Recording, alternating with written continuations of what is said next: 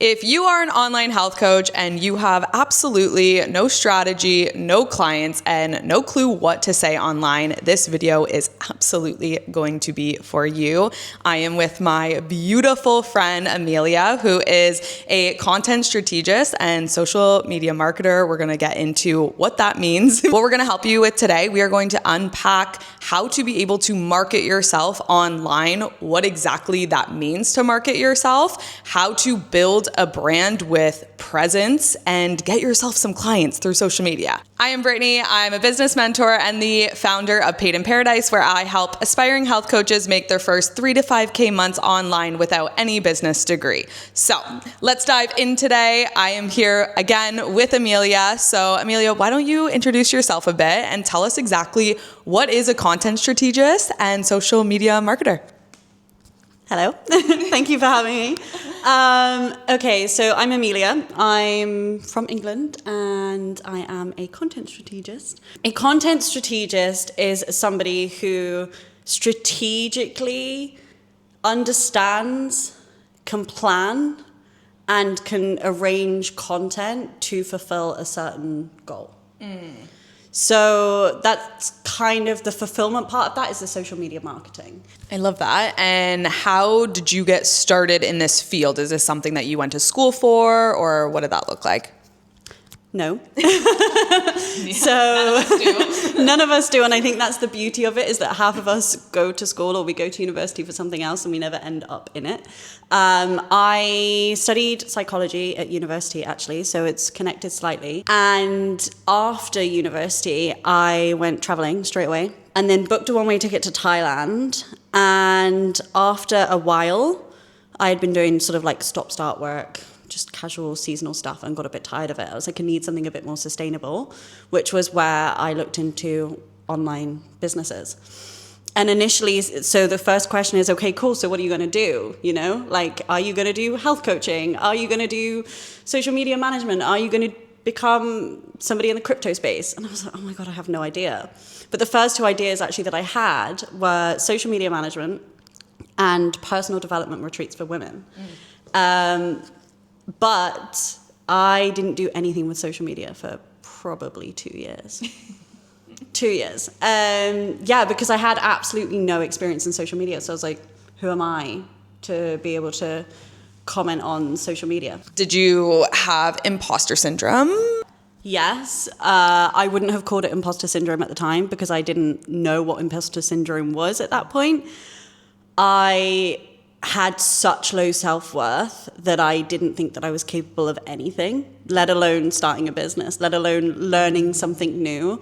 But one of the first lessons I actually learned when I joined a business mastermind to kind of learn how to actually become whatever it was that I wanted in the online business space was this concept of growth mindset versus fixed mindset. And I think I bring quite a lot of psychology into what I do. But one of the first lessons that stuck with me massively, that was a huge turning point, was that. I think it's by Carol Dweck. And it's all about this idea that we are so capable of change, but we are quite often brought into spaces where we don't believe we are capable. I actually had this mantra that I had in my head before I was aware of all of this. And I was like, I didn't realize that this was one of my limiting beliefs, but anything different is wrong was something that I truly believed until I addressed that I was in a very fixed mindset place. How did you go from realizing that you were in a fixed mindset to doing what you're doing now and being really successful with that? I think for me, it was, I invested in this business mastermind, which was honestly the turning point for me.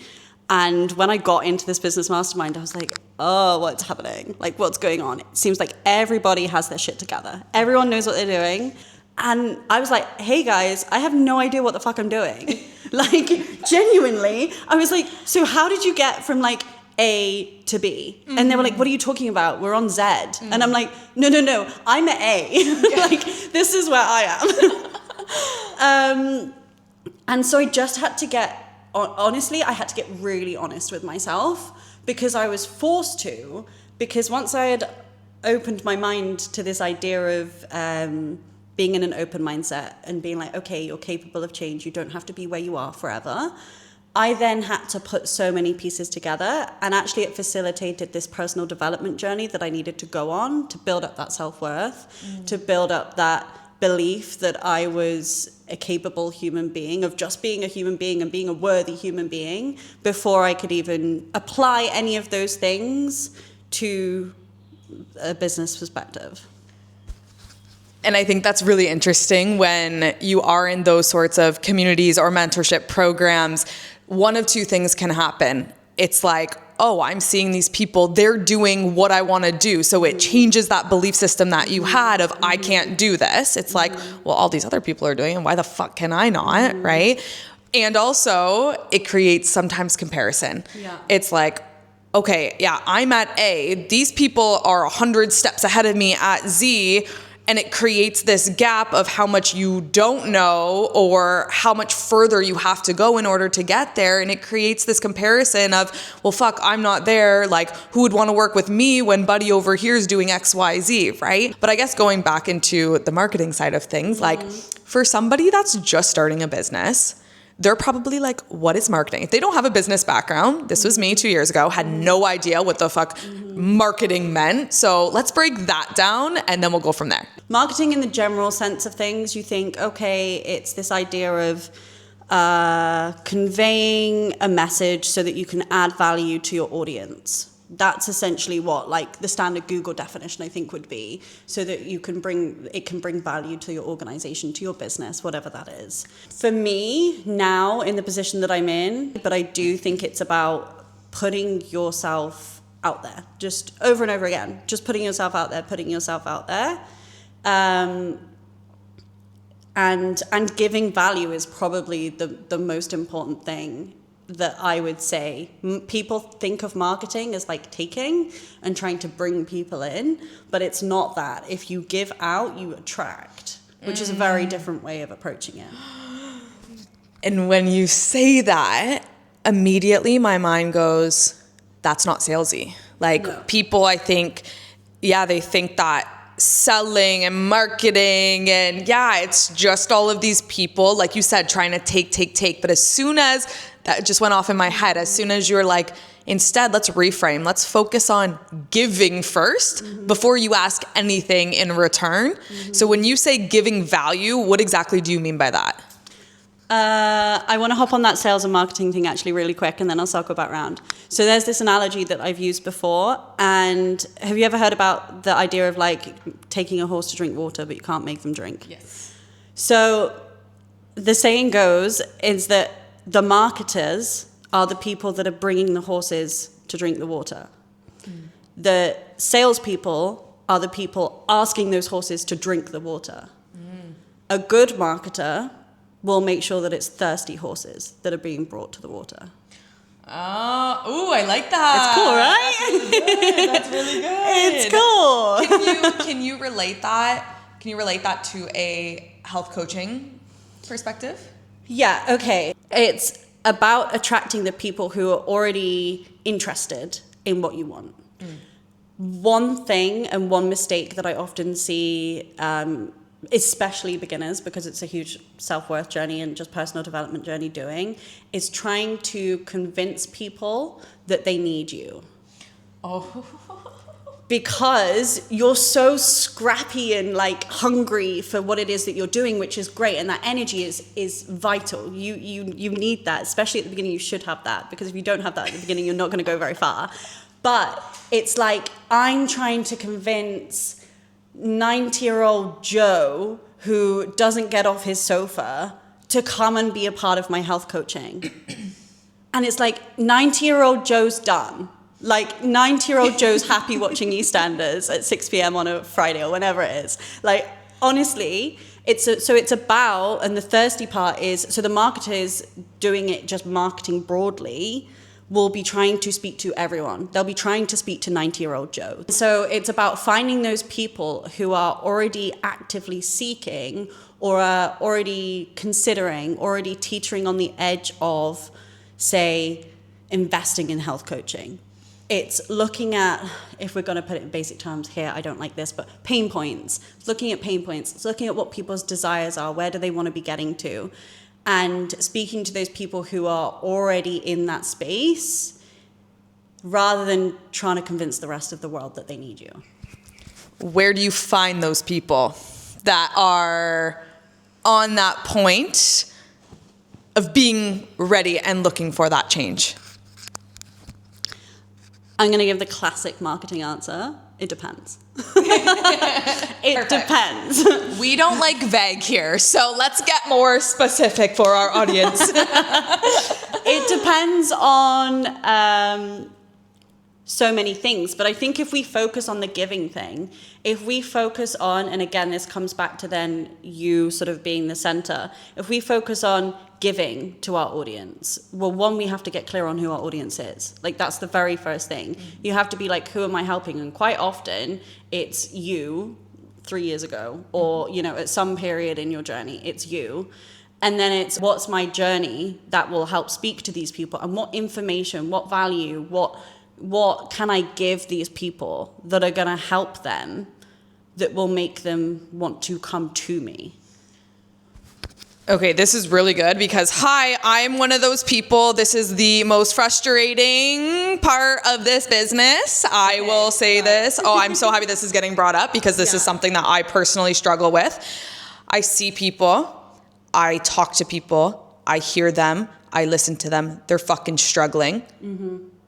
And they still don't do anything about it. And that drives me fucking crazy because I'm just not that person. If I am struggling with something, especially when it comes to health, the first thing I'm gonna do is fix whatever issue that is. I won't even think about it for 2 seconds. And maybe that's because I value health so much, or I've seen what it's like I know what it's like to feel good. But to convince people to stop feeling like shit, like that to me is one of the most frustrating parts of coaching. Oh my God, so frustrating. Like, yes, firstly, totally relate. Secondly, that will be your quote unquote pain until the day that you die, because there are just some people who don't want to be helped. And it can be the most frustrating thing when you can be like, I can see what you need.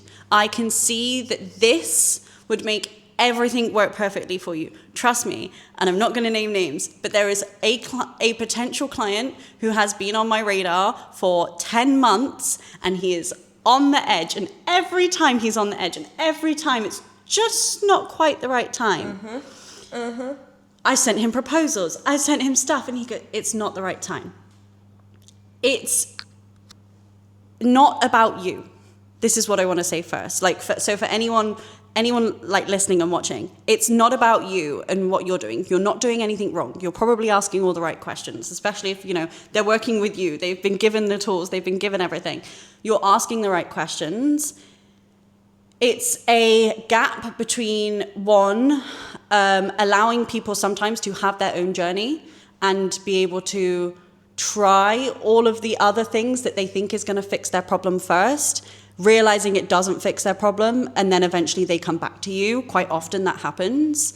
And secondly, recognizing, and again, this is where it comes into all the psychology behind it and the marketing side of things, and making sure we've got those thirsty horses, is being able to recognize what is a buying signal, aka like I'm in, like I'm investing, like I'm ready, I'm on the edge, but like I'm there and I'm ready to take the leap, versus I'm kind of interested, but I'm just using this as a distraction tactic. I'm not really serious about this. And I think, and quite often it's trial and error with a lot of people. And that's where I think a lot of entrepreneurs get really, really frustrated and pissed off, is because they're like, I feel like I'm beating up against a brick wall all the time. I think detachment is huge here. Absolutely. If you don't want to drive yourself insane.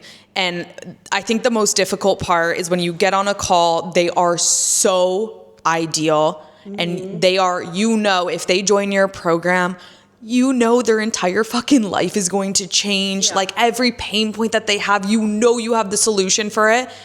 And then, you're so excited. Everybody's excited. And then they're like, finances, not the right time. It's like, wait, what? Like and I pre-qualify. Sales is a whole other topic. We won't go down that route. But those are the parts that are the most frustrating, because I see the journey. I've been in this game for so long that I'm like, I see the journey, what happens next. I see you going and wasting another 6 months and still being in the same fucking spot that you were in before. And it's like, I don't want that to happen, but unfortunately that's not within our control. That is something, like we said, you have to detach, surrender, let them fail, let them go figure it out, and then just be there with compassion and open arms for when they are ready. Earlier, you brought up personal branding and business branding, right? Let's differentiate the two of them. And I definitely want to dive into personal branding, because I think this is where the industry's going. For sure. So personal branding, like the difference between the two first. I think people overcomplicate this more than it needs to be, especially in the social media space. A personal brand centers around you. It centers around the self. It centers around the human being behind that business, that brand. A business brand centers around a collective, a group. So the difference between that is quite often a personal brand will be relating to your story, your experience. Hey, this is my experience. This is what I went through, and this is what I've learned from it. Emotional connection, and yeah, that's sort of the main thing then for personal brand. For a professional brand or a business brand, it's more around the systems, the frameworks, the service. So it's centered around the service rather than the self. And then that comes up with then mission statements. That's where you get mission statements and ethoses and all of those things. They kind of function, I've worked in both spaces, so they kind of function in a very similar way, but just what it's built around is different. I want to go into personal brand, but one thing that I did want to say, because you just said, I think personal brands are becoming so much more of a thing. I think they are too, and business brands are now actively, I'm seeing on TikTok, on social media, on Instagram, hiring actors to come and be the face of their brand. Actors. For their social media. They are literally hiring actors to come and be the brand. So that's like the face a of their personal brand in the business brand. Yeah, so they can personalize their business brand. Oh, that's even more interesting. Yeah. And that's amazing for people who are into personal brands and growing their own, because there's more opportunity there then, right? But would you agree that the more deep somebody goes with themselves and the more that they take the time to learn about themselves, the stronger their personal brand can be because they know themselves more? Yes, for sure. And I think it's really hard for a lot of people to build personal brands, and they quite often try and adopt the idea or the framework of building a business brand to distance themselves from creating a personal brand, because it can be quite scary. Can you explain the difference then, like from a health coach perspective, I guess? Like, okay, give me an example of like personal brand versus business brand from health coaching. Okay. So let's use you, right, as an example for personal brand. Personal brand for you, even I know I've known you for a little while, but from what I've just seen on social media, personal brand around you is health is the foundation of everything. I don't know how many times I've heard you say that. Like, if you haven't looked at Brit on Instagram. literally at the cafe yesterday. I'm like, Amelia, health is just the foundation. So if you haven't heard it yet, then go follow Brit on Instagram, and then you'll hear her say it a million times. Or if she hasn't and I've made that up, you will now. I'm gonna start. You start now. But that's sort of the idea of the foundation, is that you wanted to create financial freedom because you went on a trip to South Africa. Was it South Africa? Yeah. You did just tell me that, but for some reason I thought it was mainland Africa. It's all mainland Africa. That's so dumb. Edit. But no, genuinely. So, and then you went there, and that was what inspired you. You wanted to create financial freedom so that you could contribute in some way, so that you could, be of service and all of those things. And that has translated into you utilizing your skills and utilizing what you felt passionate about at the time, which is health and health coaching and coaching people to become better versions of themselves.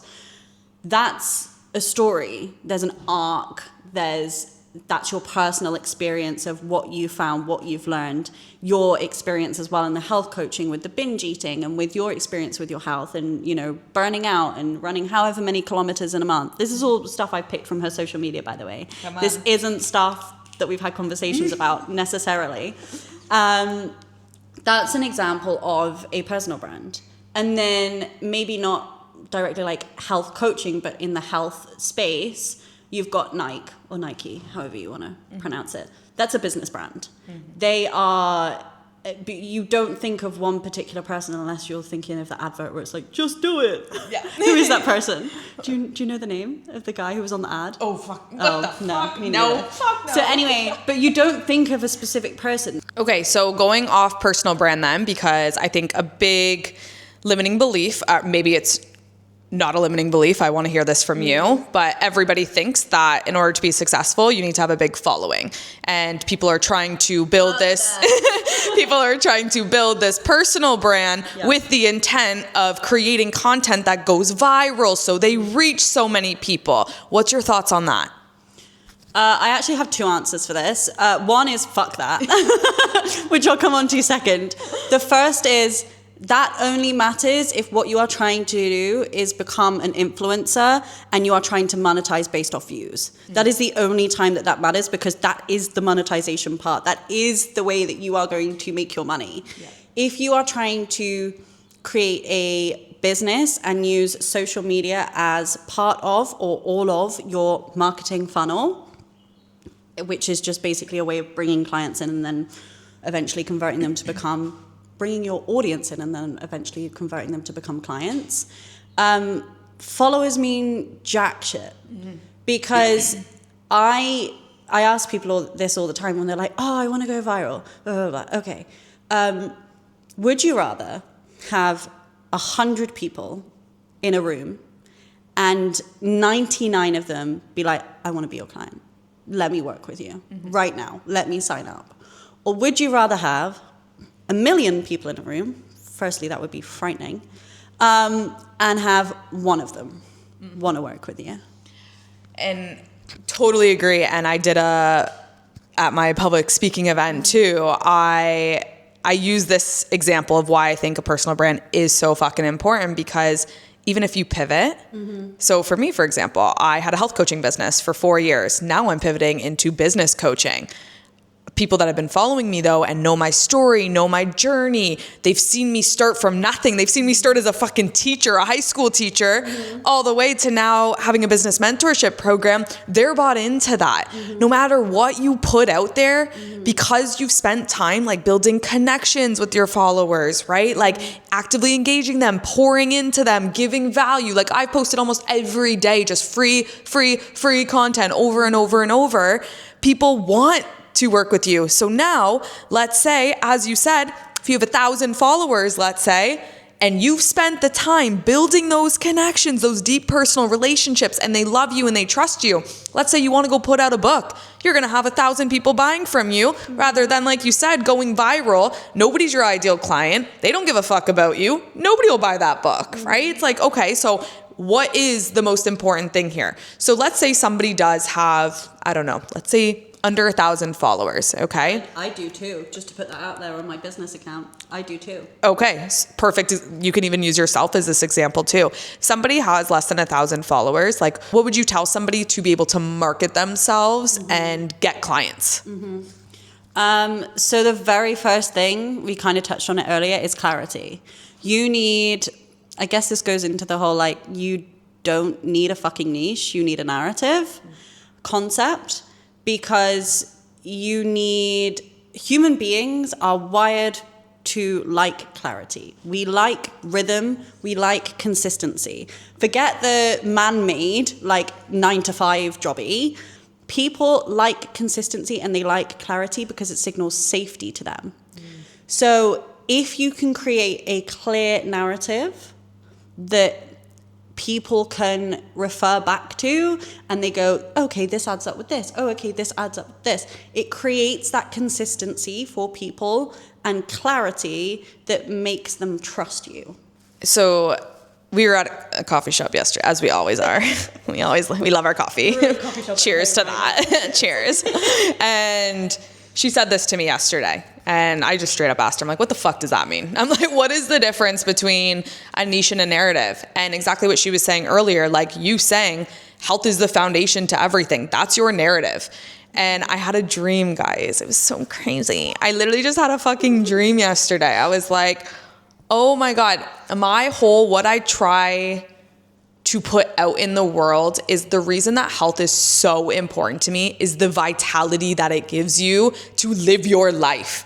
Like when I started this business, I think it's like niche, fat loss, building muscle, people in their 20s, high achievers, right? Like you're very niche down into that solution.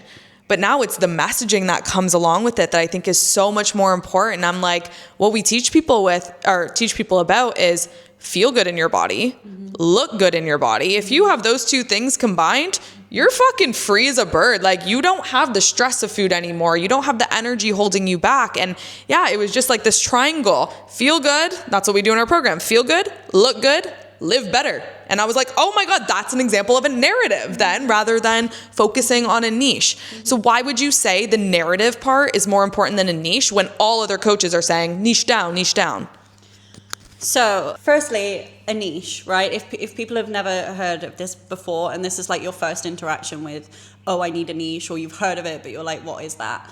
A niche is like, on application forms where you have to like put down your occupation, and they're like teacher, marketing, construction, all of those things. That's a niche. It's a tick box.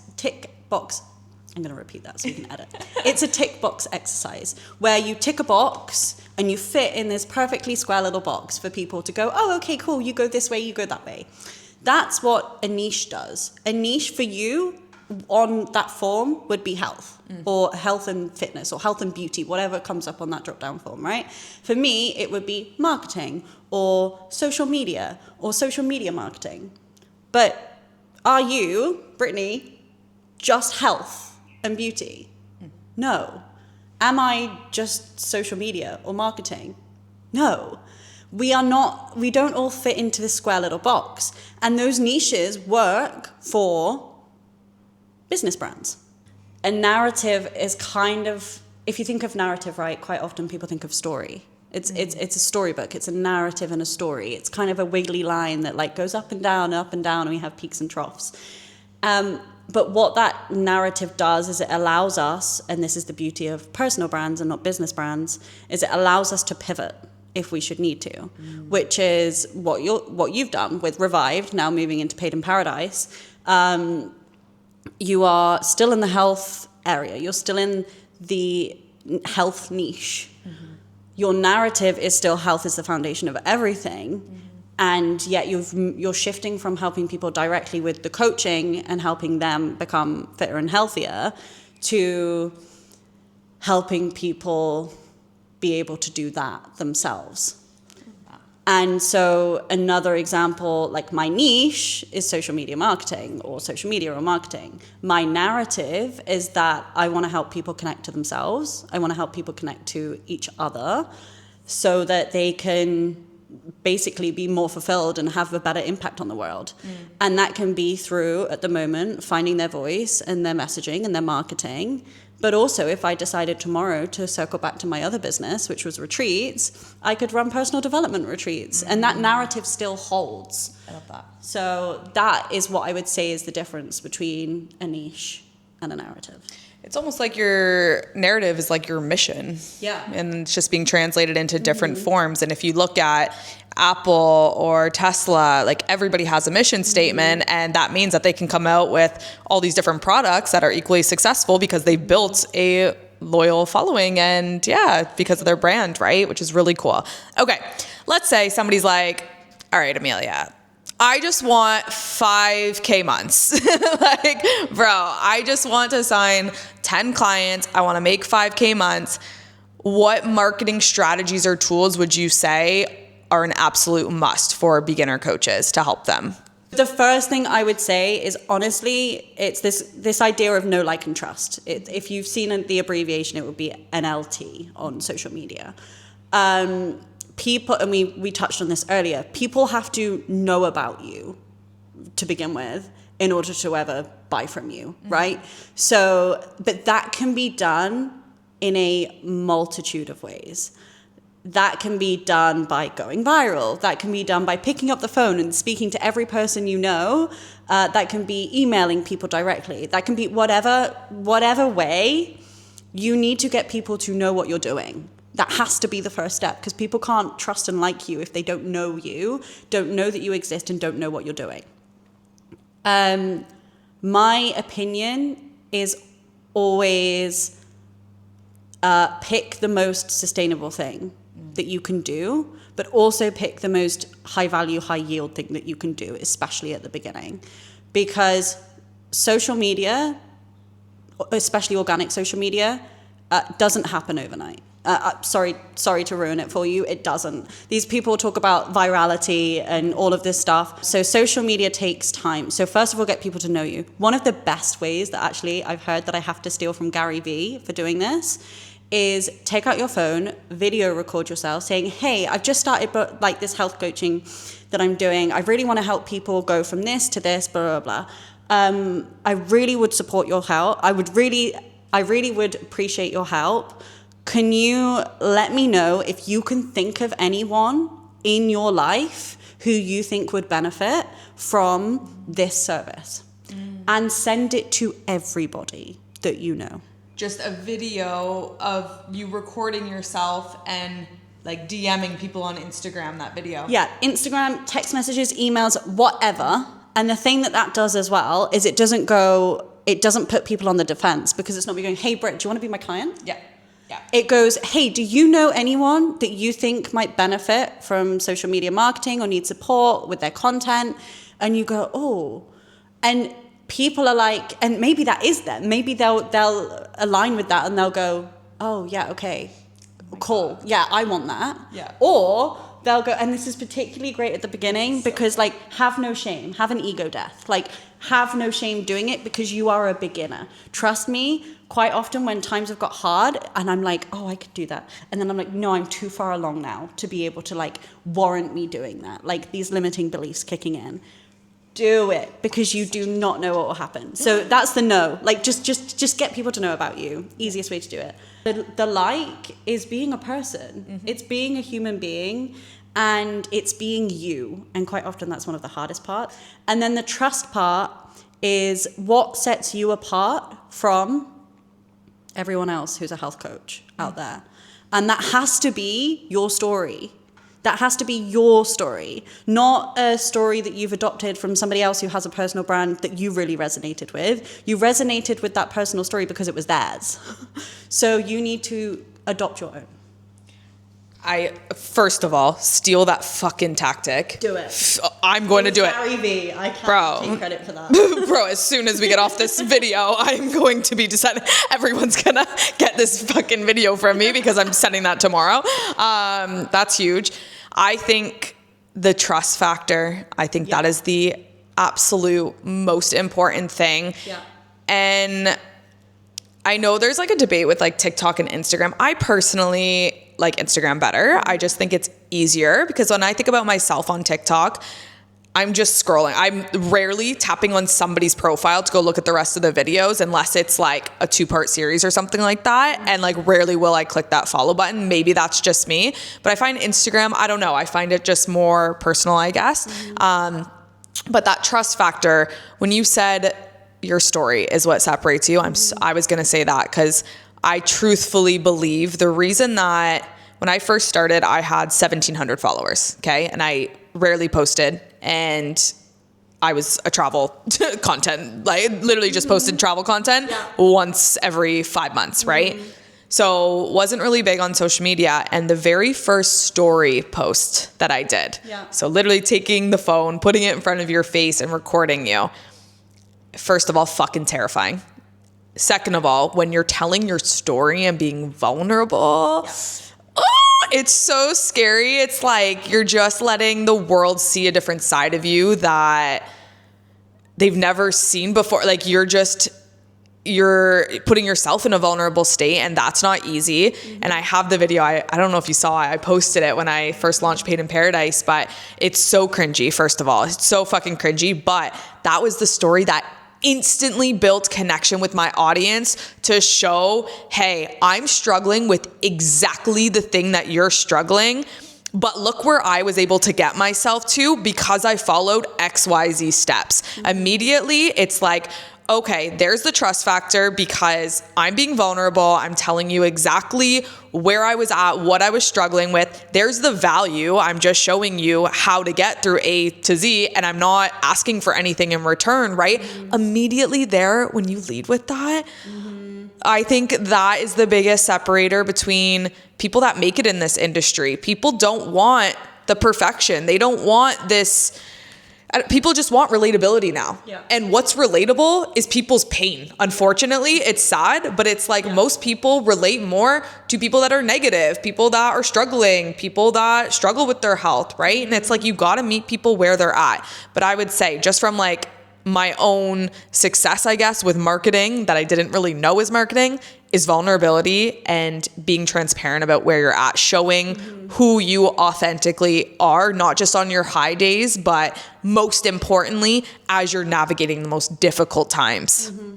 For sure. I couldn't agree more. And I think in the age that we're in as well, especially with AI coming in so much, the one thing that sets you apart from any other human being on this planet is your personal experience. And the one thing that I think actually makes building a personal brand one of the hardest parts is because it requires a level of vulnerability that quite often people aren't either willing to get to or need time to feel comfortable to build up the confidence to get to.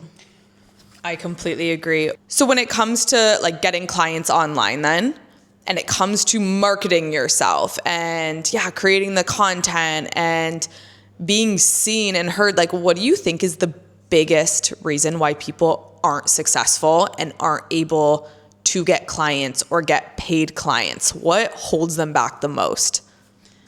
Themselves. Sounds so cliche, but this is the part that I really make an effort to try and break down. Everyone will be like, oh, the only thing holding you back is yourself. You hear all these motivational videos and all of these motivational quotes. People don't tell you why that is because quite often people gatekeep that behind them paid walls. The reason quite often is because of where you've come from. Your attachment styles, your trauma, and your past all lead to how visible it's the fear of being visible, which is the biggest thing that holds everyone back. It's what part of you is being visible that changes over time.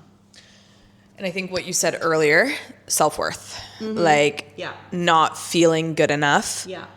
You don't realize that plays such a big factor in every part of business. Yeah.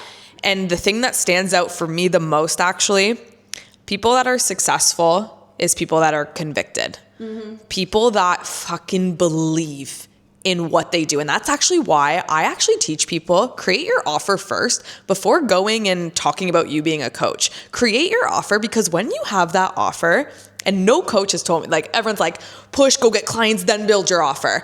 I'm like, that's where the imposter syndrome comes in for me. I'm like, no, I want to make sure that the program that I have is so fucking valuable to this person. I can charge them $1,500 for a program. I know that it's worth every fucking penny because I put so much time and energy into it. So when it comes to marketing your service and talking about your product, if you believe in it and you are so clear on who that product is for, you will not want to show up because you need to tell the world about this thing.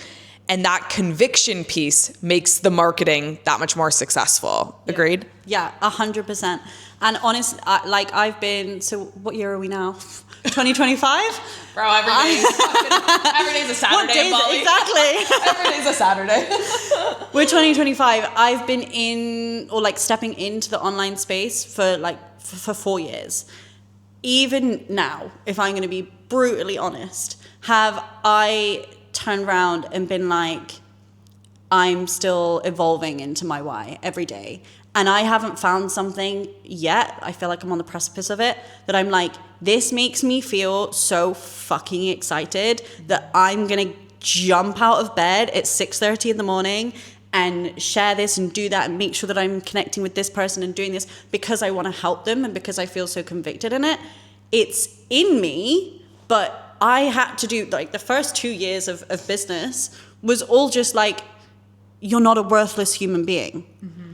And I hope for just the sake of humanity, people watching this aren't in that position, but it's a real possibility that going into it, you approach this situation and this journey and you go, oh my God, it's just revealed absolutely everything about myself that I don't think that I'm capable of. And so it is that conviction and it is that story. And that's where I lead from now, is people, especially coming into this, actually might be like, okay, I want to do health coaching and maybe I've got the certification, maybe I've got the PT certification, whatever. But I have no experience. You do. Mm-hmm. You just haven't established what that evidence, because confidence comes from evidence. You just haven't established what that evidence is yet. Your truth, your unique story has evidence, have stories that nobody else has experienced. And you just getting to the place where maybe they've invested in Paid in Paradise and they're like, okay, cool, I'm going to be a health coach. Even just that transition between zero and then investing in themselves is a step further along than their clients will have done probably in their life somewhere. And there's lessons that they can take from that. For sure. And I think just action, taking the action to realize I can do this. And when you start building, this is my favorite part of the journey, is building out the offer, because it's like, oh shit, I actually do know a lot. There was so many things that I've had to go through myself, and now I get to put that. I just had a masterclass and I'm like, what tangibles have changed your life? You're putting all of that stuff into an offer and creating something that's so special to you. And then if you're not there yet, don't stress about it. And I think that's the point that you were getting to too. You don't need to figure it out yet, because you will constantly be evolving, but you have to figure out sometimes what you don't want to do anymore, or what isn't in alignment for you. And you'll never figure that out if you're procrastinating, if you sit in the emotions of not feeling good enough to do this. You just have to fucking do it. And it comes with a lot of work, but at the same time, it's just one of the most life-changing things that you'll do for yourself. Definitely. Right? Yeah. Is there any other marketing tips or strategies that you want to give to our audience for, women that they just want to get a couple clients? What is your biggest advice to give to women that are in this position? My biggest advice is, when it comes to anything, and again, this relates to the health space itself, right? The most successful strategy is the most sustainable one. So if you are working a 9-to-5 and building up your health coaching business on the side, and you can post once a week, but you can dedicate yourself to posting once a week, post once a week.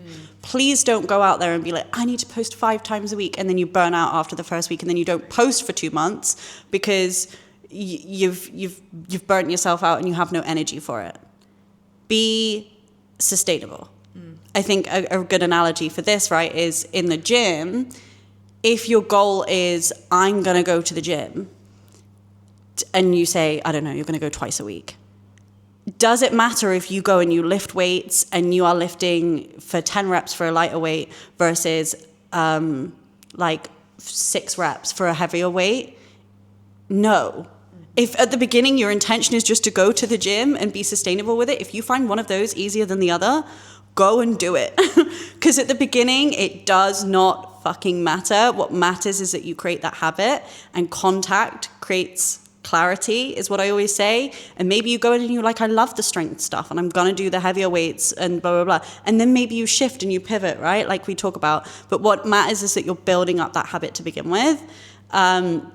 So do what is most sustainable. There is nothing worse than fitness coaches that I follow that are so gung-ho and they're so excited, right? They're back on Instagram, they're back on their journey and they're posting, you see them 1 week, right? Every single day, posting on their story, they're in flow. Then you don't fucking see them for a month. It's like, then they come back again. Yeah. Oh, back at it, guys. It was a rough couple months, like back at it though. I'm like, who are you now? Like, there's no relevant, like, take us through the hard, guys. Yeah. Like, I think that's a big part of marketing that people don't talk about. Like, showing up regardless. But like Amelia said, something that's sustainable for you at the beginning, get good at just doing that and then build up over time. Yeah. But show up in a consistent manner. Yeah. Don't go all or nothing, because that to me is like, when I see that, I'm like, it's a subconscious thing. What is your ideal client thinking? Okay, she shows up once a month. How is she going to show up for me in a coaching program? Is she just going to, I'm having a bad week, I'm just not going to check in on you for a month? That's how I view it. So I totally agree. The most sustainable marketing strategy is, the most successful marketing strategy is something that is sustainable. Definitely. Awesome. Any last words? Don't compare yourself. Just don't do it. The more that you focus on yourself, like the more you focus on your own bank balance, the more it grows. The more you're focusing on other people's, the more you're neglecting your own. So don't compare yourself to somebody else's social media reel, because it is a select highlight reel and people aren't always honest about what they're sharing. So just be honest with yourself. And we'll leave it at that. So thank you guys for tuning in. Thank you, Amelia, for coming on. I will absolutely link her Instagram, her YouTube, the freebie. We'll do it all. And if you guys are interested in learning more and feeling just more supported in your online coaching business, and you're looking to make 3 to 5K months as an aspiring health coach, please check out Paid in Paradise. This is exactly what we help with. And yeah, would love to see if we can support you. Have a good day, guys.